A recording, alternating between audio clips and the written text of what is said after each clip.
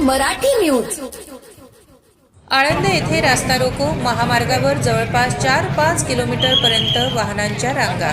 जळगाव महामार्गावर फुलंब्री तालुक्यातील आळंद येथे मराठा समाजाच्या वतीने रास्ता रोको आंदोलन सुरू झाले असून जवळजवळ 1 वाजेपर्यंत 5 किलोमीटर पर्यंत वाहनांच्या रांगा लागल्याचे दिसत आहे। मनोज जरांगे पाटील यांचे अंतरवली सराटीमध्ये उपोषण सुरू असून त्यांची प्रकृती बिघडली आहे। त्यामुळे मराठा आंदोलक सरपंच मंगेश साबळे यांनी आळंद येथे रास्ता रोको सुरू केला। त्यानंतर मोठ्या संख्येने समाज बांधव या ठिकाणी उपस्थित झाला। तसेच मराठा आंदोलकांच्या वतीने मुंडन करून सरकारचा निषेध केला असून आंदोलक अधिक आक्रमक झाल्याचे पाहायला मिळत आहे। पीजे मराठी न्यूजसाठी जगदीश बलांडेसह मुख्य संपादक प्रवीण एखंडे, फुलंब्री, छत्रपती संभाजीनगर।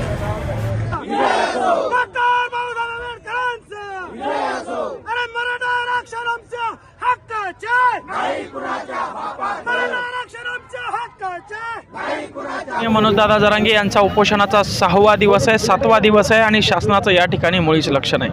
शासनाचा काहीतरी वेगळाच डाव दिसायला लागलाय। शासनाने मीडिया मॅनेज केलाय म्हणून आता आपल्या लेकराबाळांचा भविष्याचा विचार करणारा वाघ आपल्यासाठी त्या ठिकाणी उपाशीपोटी बसलाय। मरणाच्या दारात तो आहे।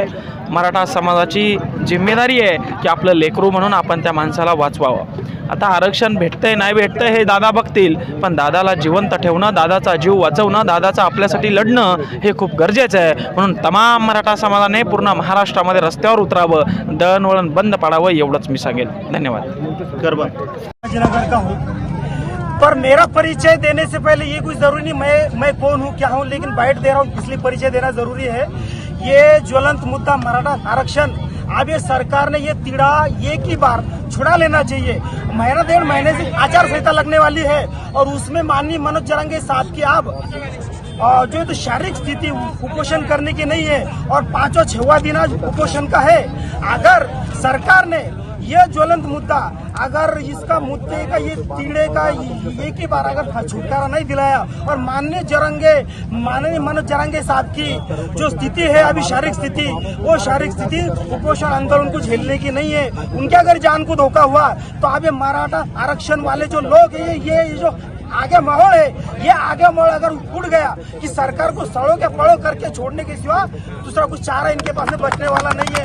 और अब स्थिति जो है तो माननीय मनोज जरांगे साहब ने बार बार उपोषण करके उनके शरीर को, उनके जिस्म को बहुत नुकसान पहुंचा है। अब उनका उपोषण करने की स्थिति में नहीं है, लेकिन फिर भी 6वां दिन चल रहा है।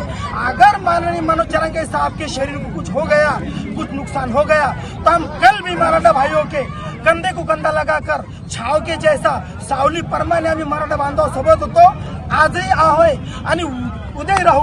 एक मराठा कोटी मराठा, एक मराठा कोटी मराठा, एक मराठा कोटी मराठा। हिंदू मुस्लिम भाई भाई, हिंदू मुस्लिम भाई भाई, हिंदू मुस्लिम भाई भाई, हिंदू मुस्लिम एकता जिंदाबाद, हिंदू मुस्लिम एकता जिंदाबाद, हिंदू मुस्लिम एकता जिंदाबाद। सरकारला द्यावंच लागेल आणि तसं झालं नाही तर हा मराठा समाज कदापि शांत बसणार नाही। एक मराठा, एक मराठा। आपल्या परिसरातील ताज्या घडामोडी आणि बातम्या पाहण्यासाठी आजच पीजे मराठी न्यूज चॅनलला सबस्क्राईब करा।